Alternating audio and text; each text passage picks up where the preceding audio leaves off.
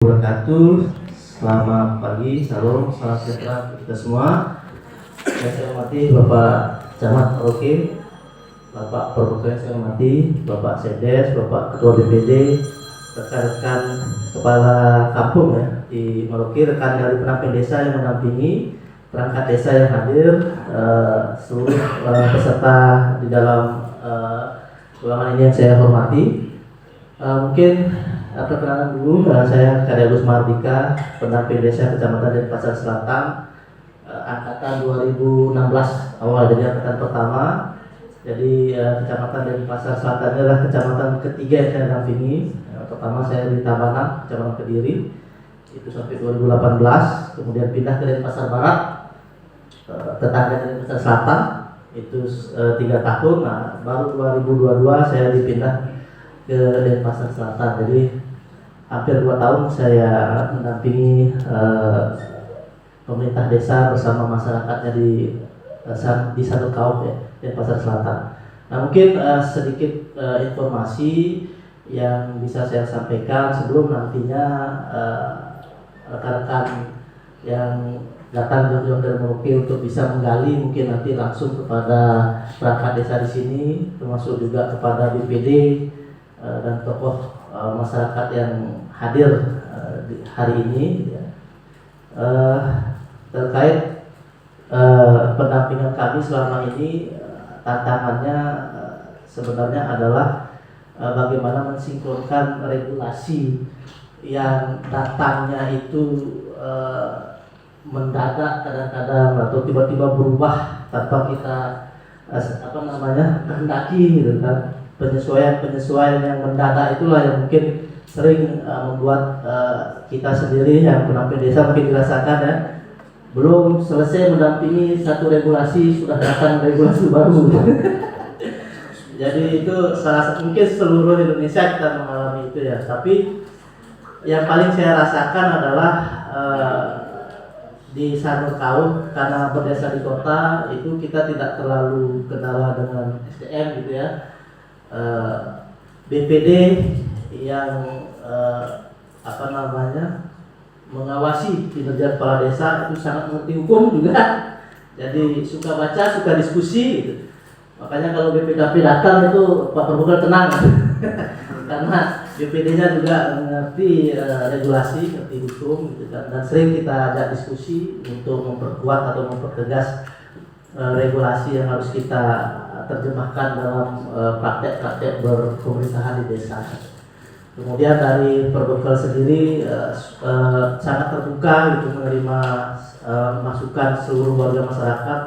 Kemudian juga Pak Sekdes yang memanajeri teknis perangkat desanya itu cukup kuat di dalam merangkul sumber daya yang ada, sehingga praktis apapun masalah yang dihadapi oleh desa itu selalu diselesaikan melalui musyawarah.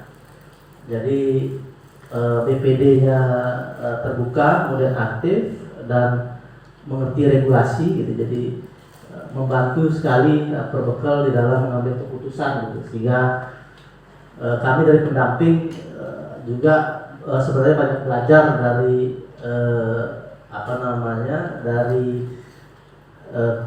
kebiasaan atau budaya pemerintahan yang ada di sana tahu gitu. Mungkin nanti teman-teman bisa eksplor itu ke perangkat desa di sini, ke BPD, kemudian ke yang lain, bagaimana menjalankan pemerintah desa yang terbuka, kemudian keputusan itu diambil bersama-sama, itu yang penting. Nah, terakhir pengalaman saya mungkin terkait penyusunan RKP desa gitu. Jadi sebelum saya masuk ke Denpasar itu, teman-teman bisa dengar sendiri tadi bahwa dana yang dikelola itu hampir 10 M gitu ya. Jadi rata-rata di Denpasar ini tergantung luas dan jumlah penduduk itu paling kecil 6 miliar gitu, dan paling besar itu di atas 10 M gitu. Nah, kendalanya tentu di awal dulu itu sempat bingung, ini duit banyak ini mau digunakan untuk apa gitu ya. Kemudian banyak sekali usulan dari masyarakat, dari pemangku kepentingan gitu kan. Jadi di awal-awal itu di Denpasar umumnya ya, di Denpasar umumnya itu BPD bersama pemerintah desa itu menampung banyak aspirasi yang kemudian dituangkan di dalam RKP desa dan tidak melakukan seleksi atau prioritas gitu ya, sehingga RKP desanya itu bisa sampai 2 kali lipat lebih misalnya. Jadi pagu indikatif yang disampaikan oleh pemerintah kota itu misalnya 10 M gitu ya, tapi RKP-nya itu nilainya bisa sampai 50 M gitu. Nah itu di awal-awal pengalaman saya yang cukup menguras waktu ya untuk merubah kebiasaan desa supaya tim RKP itu benar-benar membuat prioritas kegiatan berdasarkan dana yang akan dikelola. Kalau dulu karena hanya menampung aspirasi, otomatis tim RKP desa itu berpikir bahwa percuma kita membuat RAB yang konkret gitu ya, yang valid, toh juga nanti pada saat menyusun APBDes kembali menyusun RAB baru gitu ya. Sehingga 3 bulan waktu menyusun RKP dari bulan Juli sampai September itu tidak banyak dimanfaatkan oleh tim ya. Dan juga yang bekerja mungkin ini zaman dulu ya, itu yang bekerja mungkin sekdes sama perencanaan saja. Yang lain tidak begitu terlibat gitu ya. Dan pada saat nyusun APBDes baru tergesa-gesa buru-buru gitu nyusun RAB sampai lembur siang dan malam gitu ya, sampai tidak tidur-tidur baru perencanaannya. Kemudian BPD juga jadi korban. BPD akhirnya karena mepet diserahkan rancangan APBDes, tidak sempat dibahas, ya terpaksa tanda tangan. Gitu. Itu pernah saya mengalami situasi seperti itu. Nah kemudian karena kita berusaha untuk mencari format yang ideal sesuai dengan regulasi, pada akhirnya BPD bersama pemerintah desa khususnya Sekdes sebagai ketua tim RKP menyadari bahwa di RKP lah, di proses penyusunan RKP lah kita harus bisa menyikapi pagu yang akan kita kelola. Kemudian dari terbatas pagu itu kita harus membuat prioritas kegiatan yang akan didanai dan yang pasti masuk APBDes, sehingga tidak lagi PHP gitu. Sehingga tim RKP itu seluruhnya bekerja, ada schedule yang jelas, ada RKTL yang jelas, ada indikator target yang harus dicapai dengan waktu yang juga jelas gitu. Sehingga setiap minggu itu tim RKP rapat, semua terlibat, kemudian juga usulan-usulan kegiatan yang dirasa itu sejalan dengan visi misi Pak Perbekal dikonfirmasi. Jadi LPM-nya didatangi oleh tim RKP, PKK-nya difasilitasi untuk diskusi dengan tim RKP, sehingga ada kesepakatan atau ada kompromi gitu ya. Jadi usulan dari PKK sejauh mana bisa didanai yang memang prioritas sesuai dengan visi misi Pak Perbekal dan juga aspirasi yang diserap oleh BPD gitu. Sehingga semua stakeholder itu terlibat dan prioritas kegiatan yang didanai itu benar-benar partisipasi dari seluruh stakeholder gitu ya.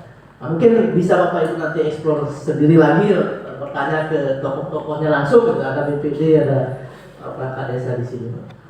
Nah, itu mungkin yang bisa kami banggakan ya sebagai pendamping yang harus wajib membantu desa untuk melaksanakan regulasi yang diinginkan, sehingga kualitas perencanaan kita itu sudah semakin bagus dan dana yang dianggarkan itu pada akhirnya kadang-kadang masih kurang ya Pak. Kalau dulu banyak uang masuk bingung mau dipakai apa. Nah sekarang karena kita berproses dengan benar justru kekurangan duit gitu. Kadang-kadang kita kesal kalau dipotong tiba-tiba gitu ya. Nah, syukur di perubahan ini kita ada tambahan ya Pak Perbekal ya. Sehingga terobatilah dulu karena sempat kita nyusun RKP pagu indikatifnya itu besar, tiba-tiba pada saat APBDes banyak dipotong gitu. Nah sekarang di perubahan kembali lagi, sehingga prioritas yang sebelumnya nganggur atau daftar tunggu di RKP itu bisa kita majukan lagi untuk didanai di perubahan APBDes. Ya, mungkin itu secara singkat yang bisa kami ceritakan bagaimana Desa Sanur Kaur. Mudah-mudahan nanti selanjutnya bisa dielaborasi lagi ya, saling apa namanya memberi masukan. Mudah-mudahan kami juga dari pendamping nanti ada ruang untuk diskusi mungkin ada waktu, karena penting kita saling apa namanya diskusi untuk ke depannya. Mungkin itu kurang lebihnya, saya mohon maaf waktu kami kembalikan. Saya tutup dengan Prof. Satyo Santi. Terima kasih. Oke.